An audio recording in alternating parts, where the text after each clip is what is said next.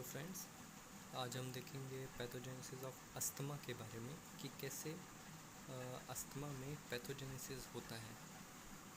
तो देखो, सबसे पहले क्या होता है, हम एग्जांपल ले रहे हैं पोलन का। ठीक है ना, किसी ने पोलन इनहेल किया और उसके बाद हुआ उनको।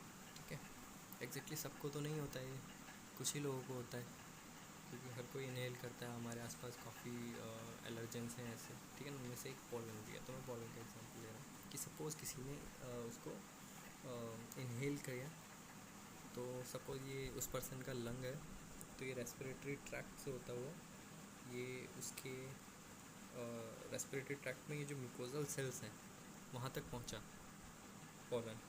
वहाँ पे क्या हुआ, ये एपिथेलियल सेल है, सूडो स्ट्रेटिफाइड कॉलमनर एपिथेलियम होता है एक्चुअली, जो एल्वुलाइन होता है। ठीक है, ये एक्चुअली मैंने जब बस जस्ट एक रिप्रेजेंट कर रहा हूँ, यहाँ पे आप एल्वुलाई इसको कंसिडर कीजिए।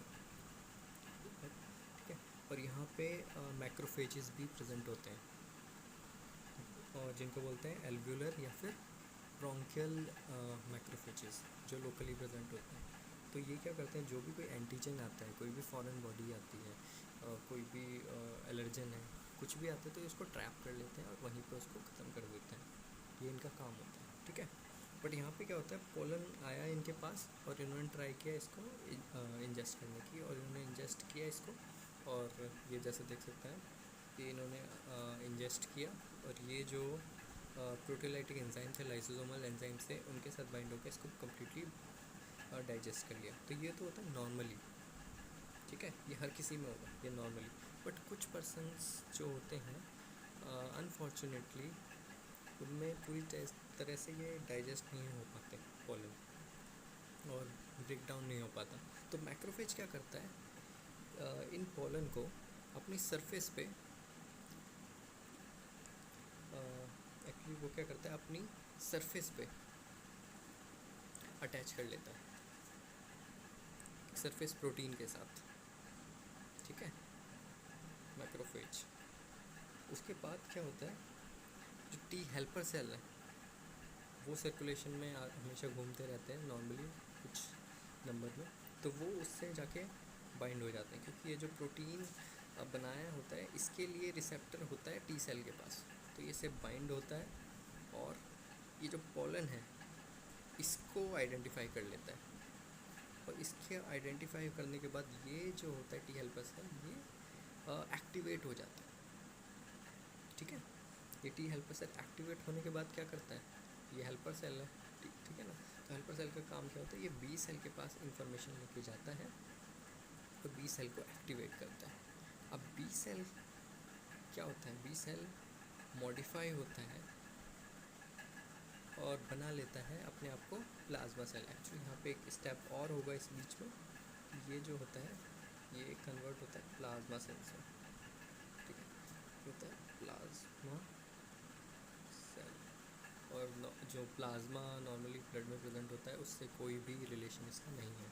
ठीक है, इसका नाम है प्लाज्मा सेल, जो कि एक एक्टिवेटेड बी सेल है, और ये सिक्रीट करता है एंटीबॉडी। और कैसी एंटीबॉडी, एंटी पोलन एंटीबॉडी। ठीक है, मैक्रोफेज से स्टार्ट हुआ था, मैक्रोफेज ठीक से डाइजेस्ट नहीं कर पाया था, तो उसने सरफेस पे उस पोलन एंटीजन जो था उसको एक्सप्रेस किया और उसको आइडेंटिफाई किया हेल्पर सेल है, जो कि टी हेल्पर सेल 2 सेल है। उसने एक्टिवेट किया बी सेल को, बी सेल एक्टिवेट हुआ प्लाज्मा सेल, जो कि नॉर्मली है, नॉर्मल पाथवे। प्लाज्मा सेल्स ने बनाई एंटीबॉडी, और एंटीबॉडी कौन सी, IgE, anti pollen antibody IgE। अब ये एंटीबॉडी, तो अभी तक क्या हो रहा है, अभी तक उस पर्सन को कुछ भी प्रॉब्लम नहीं हो रही है, क्योंकि ये फर्स्ट एक्सपोजर था, फर्स्ट टाइम उसको पोलन उसने इनहेल किया था। अब ये जो एंटीबॉडी होती है ये कहाँ जाती है, मास्ट सेल, जो मेन जो कल्प्रिट है अस्थमा का, एक तरह से हम बोल सकते हैं मेन कल्प्रिट वो होता है मास्ट सेल। तो मास्ट सेल पे क्या होता है, ये एंटीबॉडी जाके इंसर्ट हो जाती है उसकी सरफेस पे और वहाँ पे रहती है। ठीक है, और मास्ट सेल जो होते हैं नॉर्मली प्रेजेंट रहते हैं काफ़ी जगह, नॉर्मली एपिथेलियम सरफेस के नीचे प्रेजेंट होते हैं काफ़ी जगहों पे, तो लंग्स में भी प्रेजेंट होते हैं, एल्वुलाई में, तो वहीं पे प्रेजेंट होता है, तो वहाँ पे एंटीबॉडी अटैच हो जाती है। ठीक है, एक बार नॉर्मल देख भी लो ये नॉर्मल क्रॉस सेक्शन है। तो नॉर्मल क्रॉस सेक्शन इस तरह से होता है कि ये ल्यूमन है, बीच में एयर, और ये एपिथेलियल सेल्स हैं। ये मैंने सिर्फ एक रिप्रेजेंट किया है। ये सूडो स्ट्रेटिफाइड कॉलमनर एपिथेलियम होता है, ठीक है। ये बेसमेंट मेम्ब्रेन उसके नीचे, ठीक है, और म्यूकस यहीं पे होता है।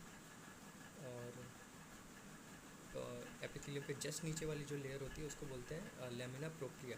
जिससे लैमिना प्रोप्रिया, ये जो पूरी मसल तक ले, ये जो मैंने शो किया ये मसल्स हैं, स्मूथ मसल्स हैं, स्मूथ मसल सेल्स हैं, ठीक है। तो स्मूथ मसल और ये एपिथेलियम के बीच में लैमिना प्रोप्रिया होते हैं, और इसमें कनेक्टिव टिश्यूज़ प्रेजेंट होते हैं, और एक इसमें प्रेजेंट होता है मास्ट सेल, और एक यहाँ पे प्रेजेंट होते हैं ये ग्लैंड सेल्स। ग्लैंड्स होती हैं कुछ जो कि सिक्रीट कर दिए जाते हैं कंटिन्यूसली म्यूकस इसके अंदर, ल्यूमन के अंदर, ठीक है। तो ताकि नॉर्मल उसका जो फ्लो है वो बना रहे, ठीक है ना, और एयर प्रॉपर्ली फ्लो होती रहे, उसका एक मतलब फ्लो होती रहे उसमें से, ठीक है।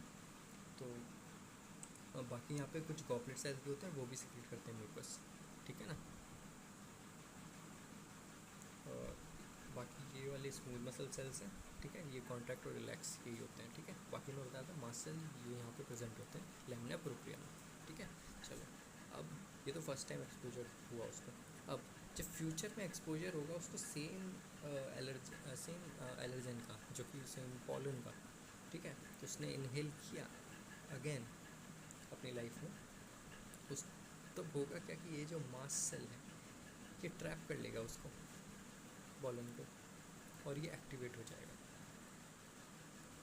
ठीक है। और जब ये एक्टिवेट होगा तो ये क्या करेगा, ये केमिकल मीडिएटर्स स्टार्ट करेगा सिक्रीट करना, ठीक है।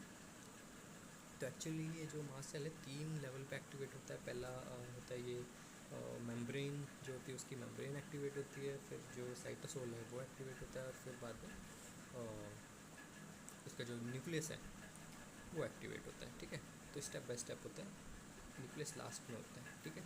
तो पहले होता है ये सेल मेम्ब्रेन। तो सेल मेम्ब्रेन जब एक्टिवेट होती है ना, तो यहाँ से कुछ सिक्रीशंस निकलते हैं, ठीक है ना, कुछ जो ये केमिकल मीडिएटर्स सिक्रीट करता है, तो उनको बोलते हैं प्रोस्टाग्लैंडिन और ल्यूकोट्रिन, ठीक है।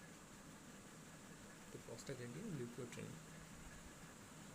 अब ये क्या करते हैं, इनका काम क्या है, प्रोस्टाग्लैंडिन और ल्यूकोट्रिन। प्रोस्टाग्लैंडिन क्या करती है, जो ब्लड वेसल्स हैं उस पर एक्ट करती है, ठीक है, ब्लड वेसल जो है वहाँ पे, ये क्या करती है, कैपिलरी को डायलेट कर देती है, कैपिलरी डायलेटेशन कर देती है। तो उससे होता क्या है, डायलेटेशन से अब क्या होगा, डायलेटेशन से वहाँ पे फ्लो, ब्लड फ्लो बढ़ जाएगा। ब्लड फ्लो बढ़ जाएगा तो क्या होगा, वहाँ पे फ्लूइड ज़्यादा हो जाएगा, वहाँ पे फ्लूइड ज़्यादा हो जाएगा तो क्या होगा, यहाँ पे एरिया जो होगा क्या, स्वेल करने लग जाएगा।